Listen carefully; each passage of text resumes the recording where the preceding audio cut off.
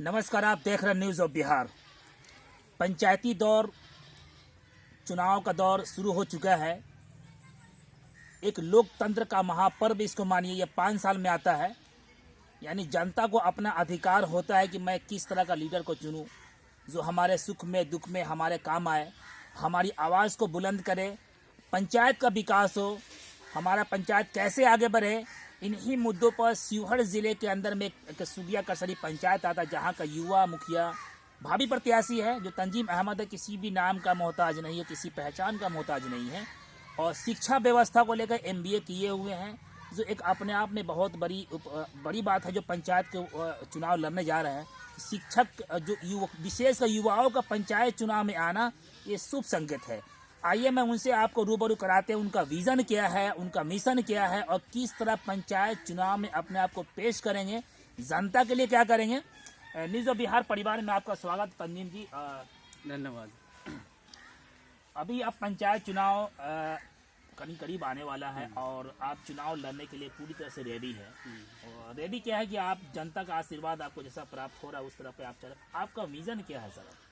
हमारे प्राथमिकताएं बहुत सारी हैं, जिसमें से कुछ प्राथमिकताओं पे हम बात करेंगे। सबसे प्राथमिक चीज़ हमारे लिए यह है कि हम ये चाहते हैं कि हमारा ये जो पंचायत है, पंचायत में रहने वाले लोग हैं, सब लोग एक दूसरे के साथ खुश दिली से खुशी माहौल में रह करके एक दूसरे के साथ ज़िंदगी गुजारें। और इसके अलावा कई सारी ऐसी प्राथमिकताएं हैं जिसमें हमारा स्वास्थ्य आता है। स्वास्थ्य लोगों को अच्छे स्वास्थ्य की जो फैसिलिटीज़ होती हैं, प्राथमिक चिकित्सा केंद्र जिसको कहते हैं, उसको हम यहाँ पर स्थापित करना चाहते हैं, सो दैट कि हमारे यहाँ के जो लोग हैं उनको वक्त पे सही इलाज उनको मिल सके, सही ट्रीटमेंट, सही दवा दिया जा सके। और स्कूल के ऊपर भी हमारा नज़र है। हम बच्चों के यहाँ पढ़ने के लिए एक अच्छी व्यवस्था स्कूल के लिए करना चाह रहे हैं। स्कूल हमारा बन भी रहा है, जैसे आपसे पिछली मुलाकात में हमने बात की थी। क्लास के अंदर स्मार्ट क्लासेस का पूरा सुविधा होगा, जिसमें हम हर एक टेक्नोलॉजी के साथ उनको कहते हैं कि पढ़ाना चाहेंगे। रही बात इसके अलावा हम लोग कंप्यूटर शिक्षा के ऊपर भी ध्यान देंगे, क्योंकि ये 21वीं शताब्दी का दौर है। अगर हम वही कॉपी किताब की बात सिर्फ करते रहें तो कहीं ना कहीं हम पीछे रह जाएंगे। तो आज के दौर में कंप्यूटर की जानकारी होना, मैं खुद भी कंप्यूटर जानता हूँ, चलाता हूँ, अच्छे से इस्तेमाल भी करता हूँ। तो मैं समझता हूँ कि आज के दौर में कंप्यूटर का चलाना कि जानना कितना ज़रूरी है, इसकी अहमियत को मैं समझता हूँ। इसलिए मैं चाहता हूँ कि यहाँ का हर एक जवान, हर एक आदमी कंप्यूटर के बारे में अवेयर रहे, कंप्यूटर चलाते कैसे हैं, उसका उपयोग क्या है, और आगे आने वाले दिनों में वो हमारी ज़िंदगी का कितना अहम हिस्सा बनने वाला है।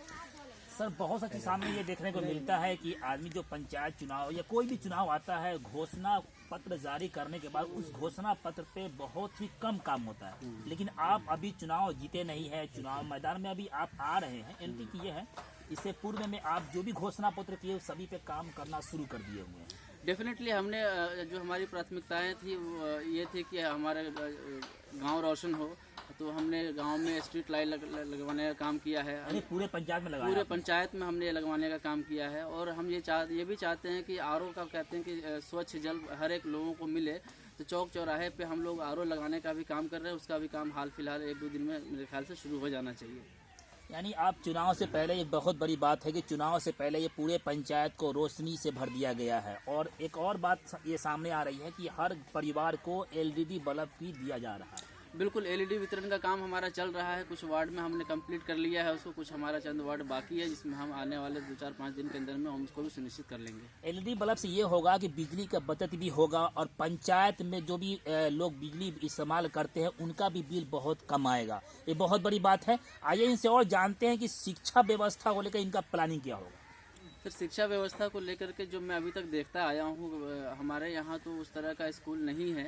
जहाँ पे स्कूल है भी तो उसको ऑपरेटिव मोड में नहीं है वो। उसको अब उसकी मजबूरी क्या है, उसके पीछे लोगों की, सरकार की, हमको नहीं पता।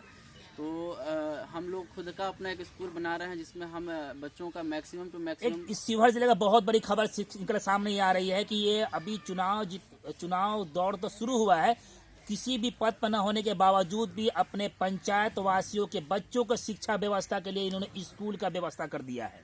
मैं चाहता हूं कि ज़्यादा से ज़्यादा नामांकन हो। बच्चे कहते हैं स्कूल पहुंचे, स्कूल पहुंचने के बाद वो अपनी शिक्षा ग्रहण करें और एक अच्छे नागरिक जरूर बने। ये स्कूल जो आपका है, शीशा कहाँ तक होगी इसमें? इसमें अभी हमारी टीम है, हमारी कमेटी है, वो तय करेंगे कि कितने वर्ग से शुरू करना है, कितने वर्ग तक लेके जाना है, पढ़ाई इसमें हम करवाएंगे। तो ये अभी हमारी टीम है जो तय करेगी, आगे आने वाले दिनों में पता लग जाएगा। ये सिर्फ पंचायतवासी के बच्चे पढ़ेंगे या अदर पंचायत के बच्चे भी पढ़ेंगे? हमें शिक्षा की अगर हम बात करते हैं तो इसको हम महदूद रख देंगे सिर्फ एक पर्टिकुलर सेगमेंट के लिए, तो ये नाइंसाफ़ी होगा हमारे लिए। पहले ये हमारी प्राथमिकता जरूर रहेगी कि पहले हमारे पंचायत के बच्चे उसमें आकर के अपने आप को नामांकन कराएं। अगर फिर भी हमारे पास जगह बचता है तो हम डेफिनेटली हम दूसरे पंचायत के लोगों को भी वेलकम करेंगे। शिक्षा व्यवस्था जो है इसमें फ्री होगा या? डेफिनेटली शिक्षा हमारी तरफ से फ्री होगा। जो भी उसमें टीचर पढ़ाएंगे वो क्वालिफाइड टीचर होंगे, वो एक हेल्दी सैलरी भी हमसे लेंगे और सैलरी हमें उनको देने के लिए हमारे पास और भी कुछ बिजनेस है जहाँ से हम उसका आपूर्ति करेंगे। एक सवाल और सर आपसे, इस आपके स्कूल जो खुल रहा है इसमें क्या विशेष समुदाय के बच्चे पढ़ेंगे या सभी समान बच्चे पढ़ेंगे? डेफिनेटली नॉट, इसमें सिर्फ मतलब किसी पर्टिकुलर सेगमेंट के बच्चे नहीं आएंगे। हमारे लिए हर एक नागरिक, हर एक यहाँ के बच्चे एक समान है।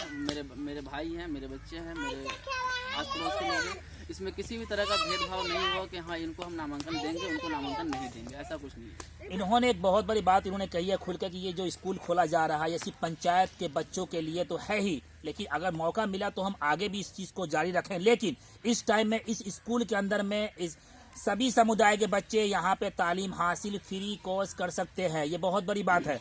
और सर एक बात और है कि आप युवा हैं, युवाओं का जोश आपके साथ काफ़ी शामिल होते हैं कि युवा देखिए जब भी हम क्षेत्र में दौरा करते हैं तो युवा आपसे काफ़ी मुतासिर है। तो सर आपका जो विज़न है उस विज़न पे आप किस तरह का वर्क होगा जो आने वाले समय में ये 5 साल पंचायत आपका मॉडल पंचायत की तरफ उभरेगा?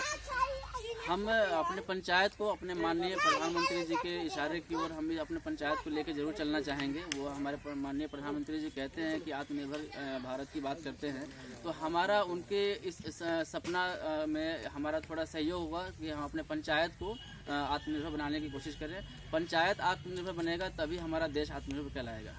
धन्यवाद। ये मेरे सामने थे युवा मुखिया भावी प्रत्याशी सुगिया करसरी पंचायत के तंजीम अहमद, जिन्होंने बहुत ही खुलकर बात की है। हम आशा करते हैं कि जो इन्होंने बात कही है उस पर पूरा अमल किया जाए। पंचायत का दौर शुरू हो चुका है, आने वाला समय बताएगा जनता अपना उम्मीदवार अपना लीडर किसको चुनती है। आप सब देख रहे थे न्यूज़ ऑफ बिहार। धन्यवाद।